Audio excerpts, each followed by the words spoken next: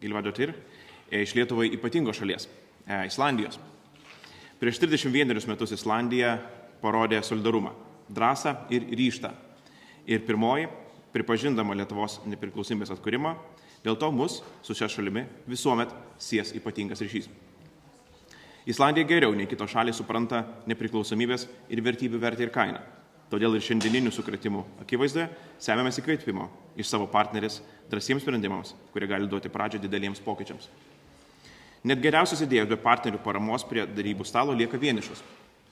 Džiaugiuosi galėdamas pasakyti, kad Lietuva ir Islandija artimos bendramintės ir sąjungininkės regione, bei tarptautinėse organizacijose, ypač Jungtinėse tautose ir Jungtinių tautų žmogaus teisių taryboje. Su ministre aptarėme Rusijos karinę agresiją prieš Ukrainą. Vieningai sutarėme, kad šiai narsiai už mūsų visų vertybės besikaunačiai šaliai privalome tęsti karinę, humanitarinę, finansinę bei politinę paramą. Ypač svarbu dėti visas pastangas, kad karo nusikaltimų Ukrainoje vykdytojai neišvengtų atsakomybės. Padėkojau ministrei už Islandijos solidarumą su ES, taikant sankcijas Rusijai ir Baltarusijai. Sutarėme, kad spaudimo sankcijomis reikia toliau didinti. Toliau glaudžiai koordinuosime veiksmus. Taip pat sutarėme, kad Rusijos veiksmai iš esmės pakeitė saugumo aplinką ir tai turi atsispindėti NATO sprendimuose Madrido viršūnių susitikime. Islandija yra alijanso narė nuo pat jo įsteigimo 1949 metais. Neturėdama karinių pajėgų, ji kitais būdais prisideda prie regiono saugumo užtikrinimo. NATO priešakinių pajėgų batalione Rukloje taip pat dirba Islandijos deleguotas ekspertas ir esame dėkingi už šį indėlį. Taip pat aptarėme ir Lietuvos-Islandijos dvišalius santykius. Mūsų sieja draugystė, abipusė pagarba, tos pačios vertybės ir tie patys iššūkiai. Tai tvirtas pagrindas mūsų bendradarbiavimą stiprinti. Džiaugiuosi, kad prie mūsų šalių ryšių puoselėjimų prisideda ir Islandijos lietuvių bendruomenė. Antroji pagal dydį tautinė mažuma Islandijoje. Dėkuoju.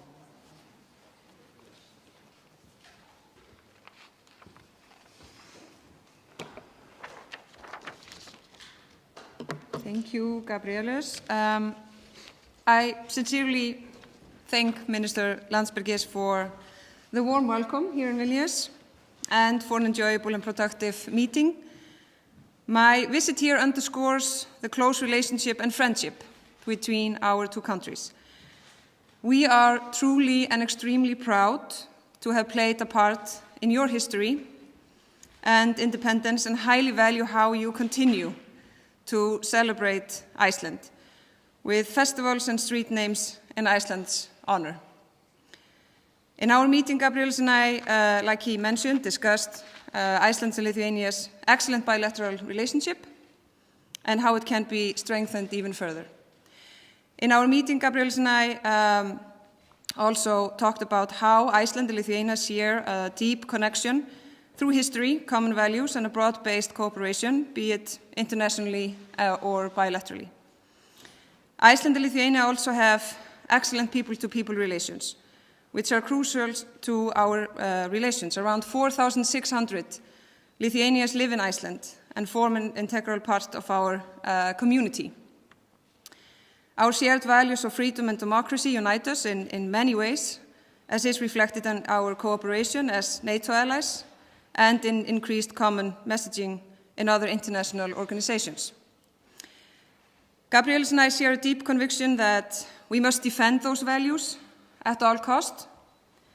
We must do everything in our power to support Ukraine in their fight against Russia.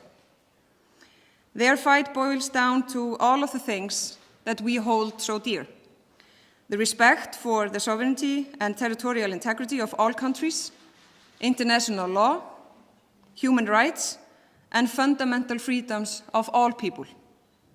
Lithuania has indeed become a leader in so many ways, and we look forward to continuing our close cooperation, both internationally and bilaterally. Thank you.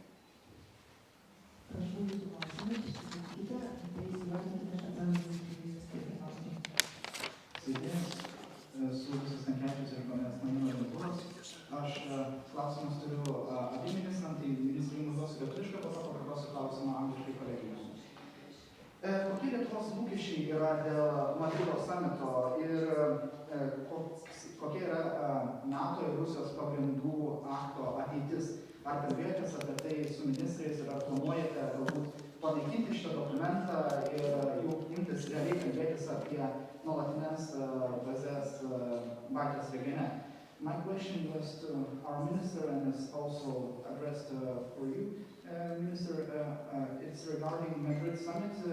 What do you expect from it in the case of Baltic region and the whole eastern flank? And do you feel that NATO-Russian founding act can be declined and permanent basis can be starting grow in Baltic states and maybe other eastern countries? Do you answer in English or in Lithuanian? I'll answer in Lithuanian. Okay. The question to me was in Lithuanian. Manau, kad pradėčiau nuo pagrindinio tikslo Lietuvai. Madride tikimės požiūrio į rytų flango ir ypatingai į Baltijos valstybių gynybą pokyčio. Nuo atgrasimo turime pereiti prie priešakinės gynybos. Praktiniais terminais kalbant, tai turi reikšti, kad Lietuva, Latvija ir Estija turi būti apginamos, kaip mūsų partneriai dažnai sako, nuo pirmojo colio. Lietuviškai nuo pirmojo centimetro. Nei vienas centimetras Baltijos valstybių negali būti pažeistas. Ir tam turi būti čia atitinkami pajėgumai. Tiek oro gynybos, tiek kariniai pajėgumai, kariai turėtų būti dislokuoti, jūros pajėgumai taip pat. Ir tam reikalingas politinis sutarimas. Galiu pasakyti, kad po vakar ir užvakar vykusio NATO ministrų pasitarimo mes matom, kad judame teisingą kryptim. Pritarimo mūsų pozicijai daugėja.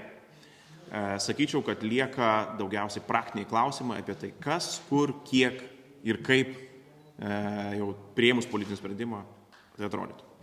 Dabar trumpai dėl Rusijos ir NATO sutarimo.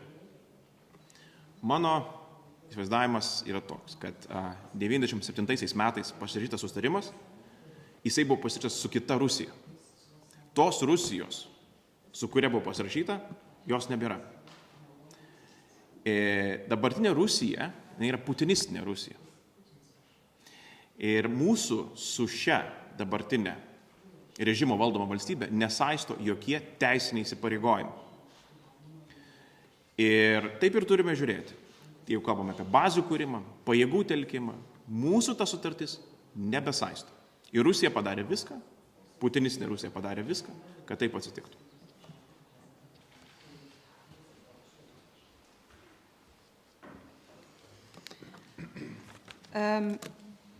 I would say that, in general, I agree with most of the things that Gabrielius mentioned. In Madrid, I hope and I expect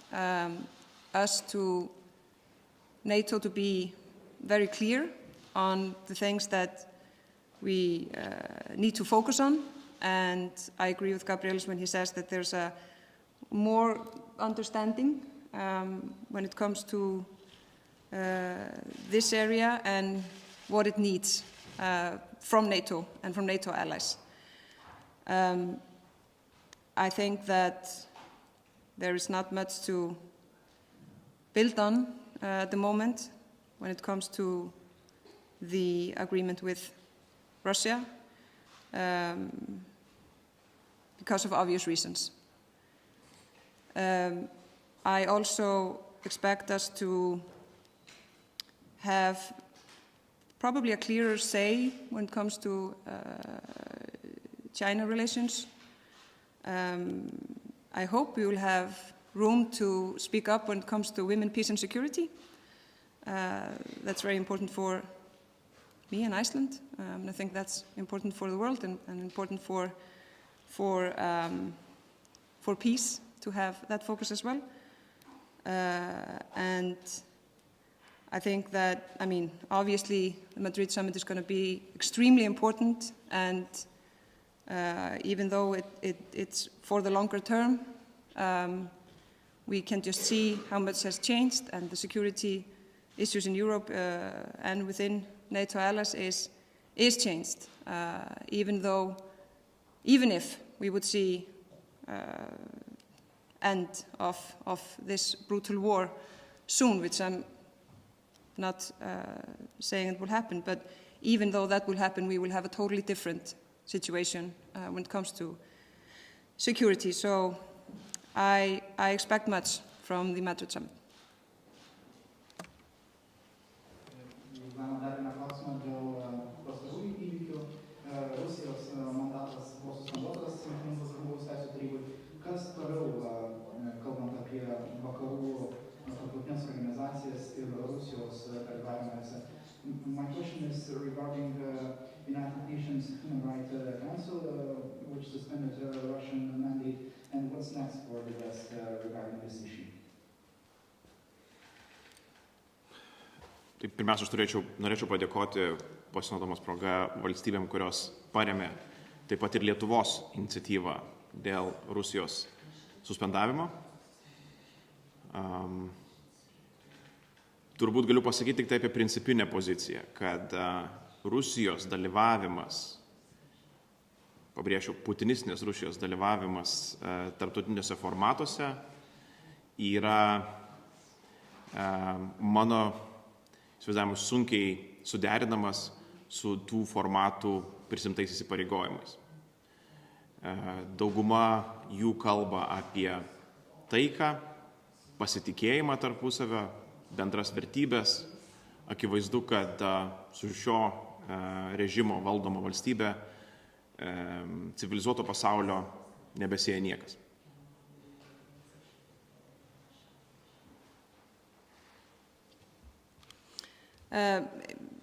Maybe just a little to add on that.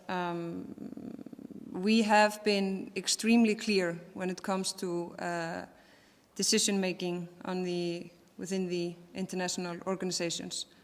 And we've made, in a way, historical decisions, which I am very proud that Iceland has also made a clear stand on all of them. Because in the end, it was already a decision made by Russia. So these are the consequences.